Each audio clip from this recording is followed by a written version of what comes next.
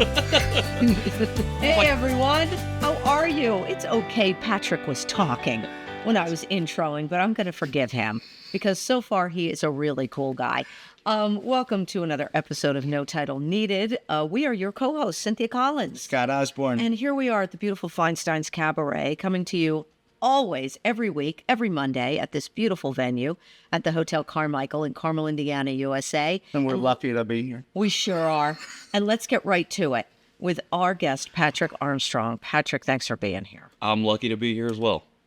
You sound like you have a few irons in the fire, but it did sound say like the that. least. We were, chit-chatting just a little bit beforehand. But you're into media. You work in media. Yeah. And but in what aspect? What are you doing? I'm trying to figure that out, actually. Yeah. Irons in the fire is how I've been describing it lately, so Okay. apt description. I work in media.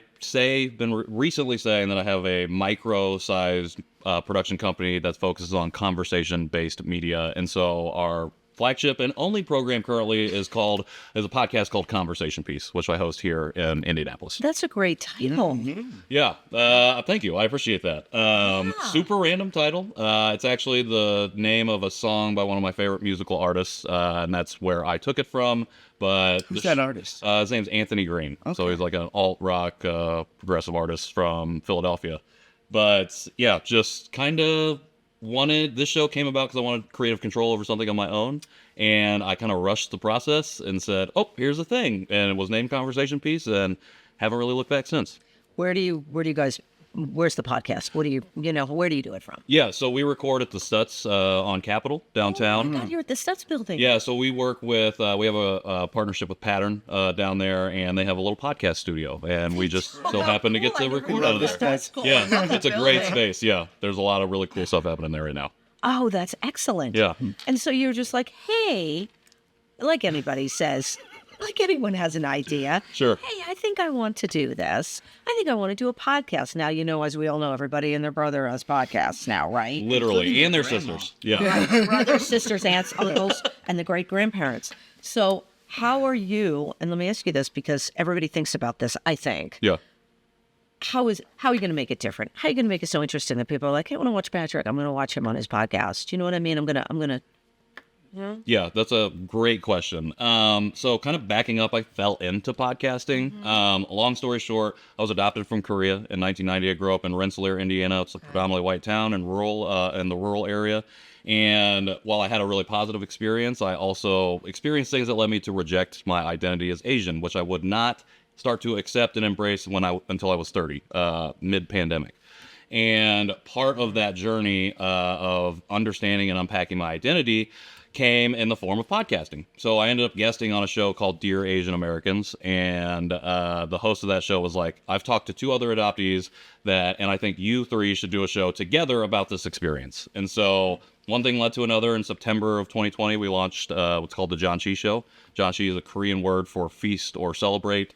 And so myself and my co-hosts, we have conversations about this experience. And then at the end of the show, we try a food or a snack or some item from Korea that we've never tried before. Yeah, so that's how I got into podcasting. And then Conversation Piece came about, like I said, because I wanted creative control over something. I've been doing the show with these 3 other guys for 2 years. So in 2022, I made the decision to start this show. And what I wanted to do at first was just talk to my friends about whatever they were doing. So it was really basic. There was nothing setting it apart other than I was doing this. And a lot of the stuff focused on adoption, a lot of Asian American issues. But then in late or mid 2023, my wife and I found out we were pregnant. And I had been traveling to New York and the West Coast, experiencing Asian American in other places. And I wanted to start experiencing that here in Indy and Indiana because I knew that it was here. I just had never done it before.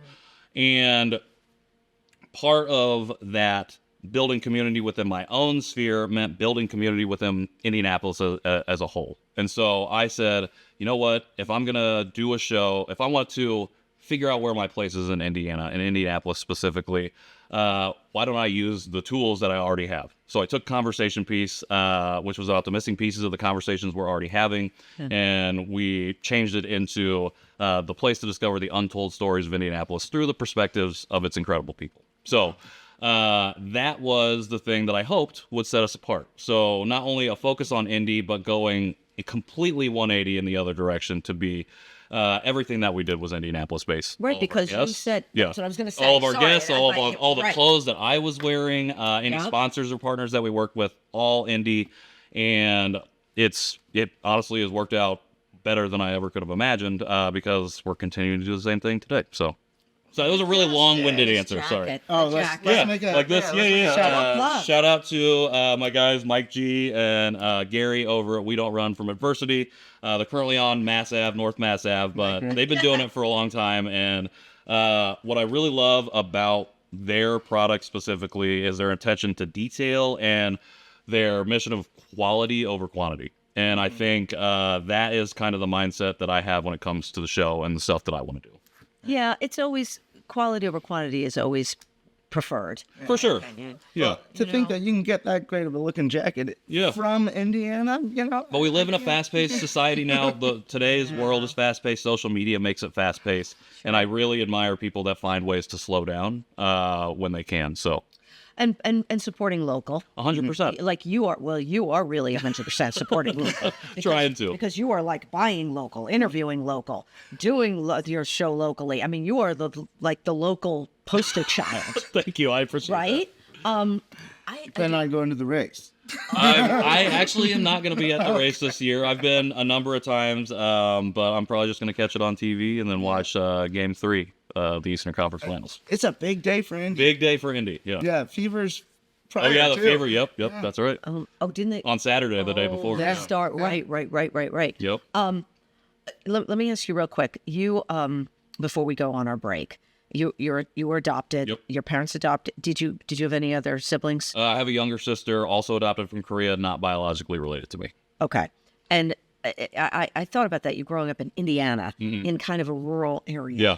It must have been, even though you said you have a great experience, it must have been kind of weird sometimes. Definitely. Yeah. It definitely was. Well, even though your parents, I'm sure, are loving people, they adopted you and your sister. Yeah. And I know people who, friends of mine who I went to high school with, adopted kids from Korea and from either Korea or China.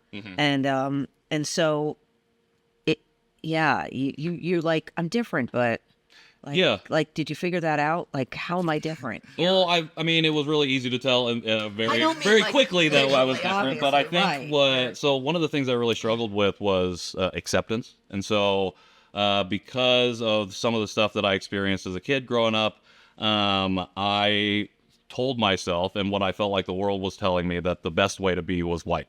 And so like the way that I was as being Asian was wrong. And so I really hated being the way that I looked and did everything that I could to reject that piece and be uncomfortable around anything Asian and just lean into what it meant to be white. And that became foundational and extended to college and my early adulthood, again, until I was 30. So multiple things happened at 30 that kind of propelled me onto the journey that I'm on now. But the thing I've been thinking about recently is like if I hadn't been adopted and experienced not only the triumphs but the traumas and tribulations that I experienced, I wouldn't be doing this now. I wouldn't be sitting here talking to y'all. So you wouldn't be who you are. Exactly. So everything happens. I don't want to say for a reason, but everything happens, and I've learned that it's not a thing of better or worse. It's just different. So it helps you in life. For sure. It's life lessons. Definitely. It's just basically, like I said, it's life. Yeah. Well, experience life, and it helps you give better context and perspective on the world at large. Yeah. All right, we're gonna take a quick break. Patrick Armstrong, thank you, and we'll be back. Sounds good. All right. Yeah.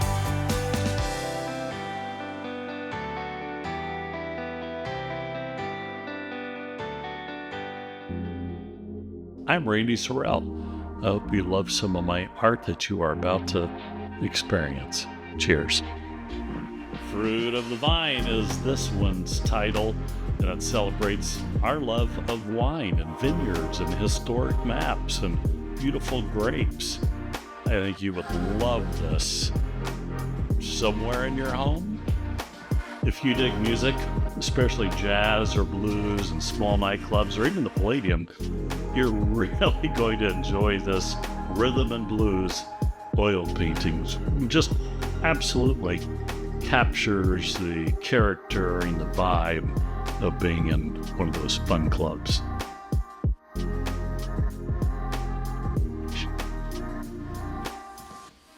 Welcome to Afternoon on the Sands. And if you've been there, you recognize it, right? Notre Dame, Eiffel Tower, one of the many historical bridges, cool oil painting with metallic.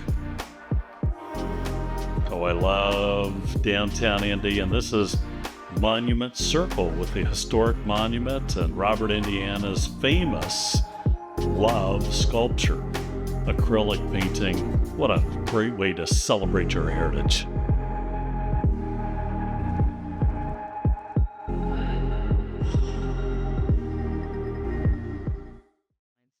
Every time. Right. Hey, everyone. Welcome back to No Title Needed with our guest, Patrick Armstrong. Patrick, thanks again for being here. Of course. And you're a big 100% poster child local for all things local. I appreciate it. And we were just talking about your voice on the break, how wonderful it is. I mean, what a timbre, man. You got it made. If you're doing a podcast, I would just listen to it for your voice. I'm going to clip this out and use it in promo, so thank you for that. Excellent. Excellent. I'm so glad we can help you with your career. Seriously, though, can you explain to me and the audience what timbre is? It's like not just the level of your voice, but it's the how your voice sounds. I mean, some people, everyone has a different timbre to their voice. Yeah. Everyone. I mean, what two people sound exactly alike? You can sound Right. like a person in your family, or you can sound like your partner you've lived with forever, and you start to sound alike. Mm-hmm. And start to hear it by how people move to, like, if someone opens the door, you're like, I know who that is just by that. Well, that's it. It's almost like that's their physical being, right? And then you have, I mean, everybody has a different timbre. Yeah. Has a different levels you could change. I try. I usually have one level and it just changes to go up higher. All right. So there you go. There was the longest answer. Thank you. So going around to get across the street, we went around the block. So, all right. So anyway, go ahead, Scott. Take it away. I wanted to hear about please. I wanted to hear a little more personally. Like, I'm having a great time. I'm loving thank this. God. This is the kind of conversation I love to be a part of. So, Good. Well, I was curious about what your personal passions are. yeah. And what gets you out of bed in the morning. For sure. So recently, for the last 15 months, it has been my kid. I think fatherhood has changed me for the better in a lot of ways. It's also laid bare a lot of like my flaws and things that I need to work on. But I've been thinking about this a lot the last 2 weeks. I've been like super emotional, and I feel like all the times have been in reflection of like my son and watching him grow up and reach different milestones in his life and the fear of missing out on that. And so one of the things that's really fueling me right now is being able to be there for that and thinking about my future self and my future kid. And that means like taking care of myself health-wise, which I don't know that I've been doing a great job of. It means working twice as hard to do whatever I need to do to provide for the family. And that may mean going back to a regular 9 to 5. It may mean, figuring out how to compromise or reprioritize the stuff that I'm already doing. So right now, my number one has been my kid, like fueling me to do what it is that I do. And what does your wife do? So she is a career teacher, educator. Okay. We had the great privilege of her being able to take the year off. So she's been off for this past 15 months, but she's going back into the school in the fall. So yeah, getting back to it. Yeah, that's hard. Yeah, she's a really incredible person, and the way that she comes from a family of educators and school folk, but the way that she does the job, I've actually tried to push her into entrepreneurship because I think she should be teaching teachers how to meet kids where they're at, how to build community in their classroom, in addition to the curriculum side of it all. Well, you've already started a million things. Have her start that. What's stopping you? You better ask her that. What is stopping you besides a baby now, which takes a lot of time? Yeah. Right? What's stopping her from doing that with everything that you do? I mean, my God, you could do a podcast just on that about That's a great idea. About a teacher helping other teachers to really connect with kids.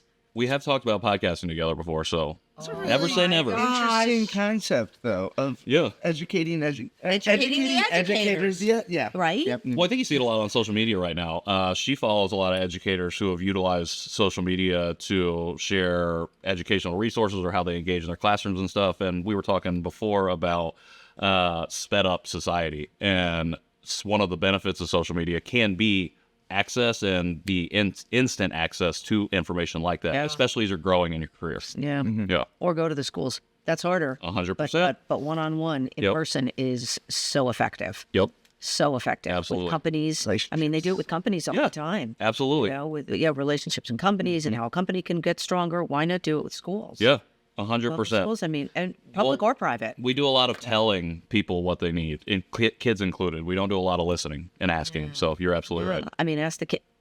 Ask the kids. Ask the kids. Ask the kids. There's another good Someone title. would have done That's that. another good title. Ask the kids. No, this This isn't should be the show. working. This title needed is what I need. I need a title right now for this new show. No. So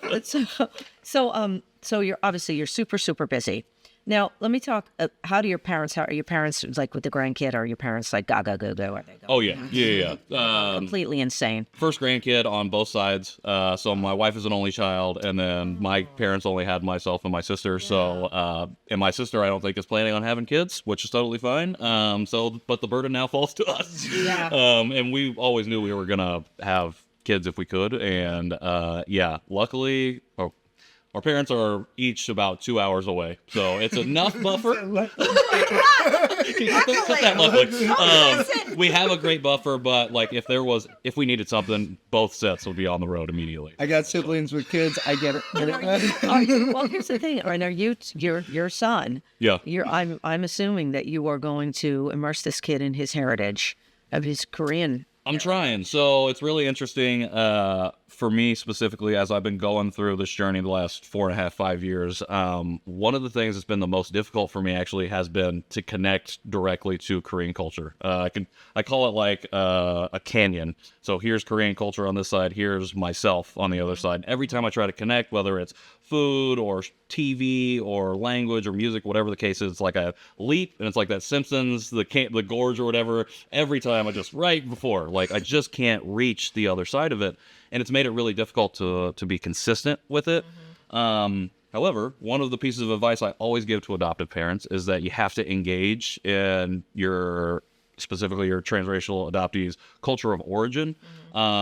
If you want them to feel like that is meant to be a part of their life, and whether they want to engage with it or not as they're growing up, like that's on them to decide because it's their journey. However, part of your journey is being able to continue to approach that and engage with it, because that's how you model that things are okay. Like it's like this is normal. And like, your parents are starting. It's like they sound like great people. I mean, they adopted you and your sister. They're obviously, loving parents. Sound like you have a great relationship with them. And I think it's interesting that you hold on to that, of course, because these people For sure. almost say basically they might have saved your life. Who knows, right? Yeah. Bringing you to the United States, but you can do both. Sure. You can love that, Yeah. and you can love your where you come from, your heritage. Well, yeah, I think it's That has to 100%. work together. Well, it's everything. Shades of gray. Everything is nothing happens in a binary. I think we get again better or worse, yes, no. Like it's easy to fall into those because those are easy choices. But the reality is we live in a world where a billion different things exist. Infinite things exist, and if we are able to make space for all those things, we can meet people where they're at. I think the thing with adoption is.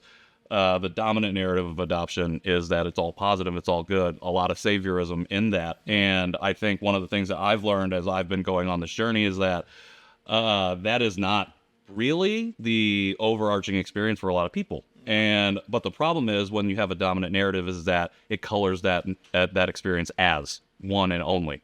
And so part of my work, particularly in adoptee and adoption spaces, is to try and bring counter narratives to the fore, to add nuance, to add different experiences to that, because I had the privilege of having a pretty positive experience. Right. But even in that, I had a Of course, lot not of everyone things. does. Of course 100%. not. That would be ridiculous to say every single For person. sure, but a lot of people do, though. adopted A lot of has people a do. great When they hear I'm adopted, they're like, oh, well, I guarantee you had a great experience. Or they'll tell me about other people who have great experiences that are adopted, even though they might not know that, or they don't really even know that person. And so, like, again, I had that great experience, but my parents raised me in a colorblind way. They raised me to think stereotypically about people from other races or other different communities. And that was, and they raised me to assimilate to American culture, not to embrace my Korean or Asian culture. So it's interesting to, especially because as somebody with the lived experience, but rejected said understanding of experience for so long, it takes a lot of work to try and understand what that is. And so, like I said at the top, I'm like, all of these great and terrible things that I've experienced have happened and led me to this point. But if none of those things would have happened, then I wouldn't be this person. Right. But again, like if I wasn't adopted, who's to say that I was saved from anything? There's news right now in South Korea, like they are admitting to a number of like fraud and abuses within their international adoption program. And so we're starting to reckon with a lot of that information too. So again, it's not better or worse. It's different. So yeah.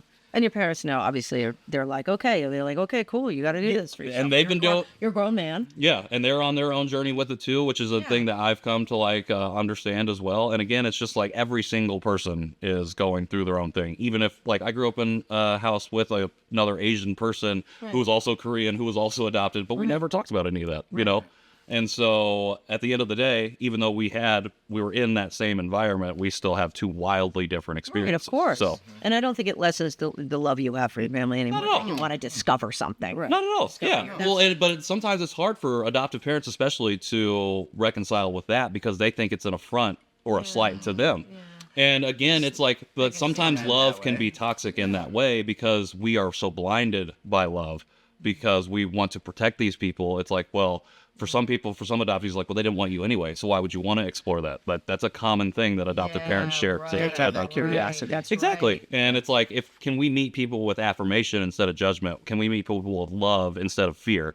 And if we can do that, then that makes it okay to explore whatever you want to explore instead of being like, well, no, that's wrong. Yeah. So. All right, we got to wrap it up. Yeah, sorry, I get on the soapbox of adoption stuff. But. No, that is so interesting. Yeah, for sure. I appreciate it. Your perspective. Well, I appreciate you asking and talking about it, for sure. God, of course. It means a lot. Thanks for being here. Patrick Armstrong. Ladies and Oh, gentlemen. my gosh. Mr. Local 100. You're the union. That's my new name, Mr. Local 100. I'm running with that. Yep. Anyway, thanks for being here. Best of luck with everything you're doing. Thank you so much. And your new child and you and your wife and all that good stuff. And keep doing what you're doing. Yeah, Thank you. man. I appreciate it. Keep going. Yeah. And y'all too, 100%. Thank you for having me. voice for something. Our pleasure. Besides talking to us. Thanks for joining us for another episode of No Title Needed right here at Feinstein's. Come on over. See a cabaret here. They have a wide variety of entertainment. It is a gorgeous space. The mixologists are incredible. Delicious. Oh, right. Get a great cocktail. See some wonderful live entertainment.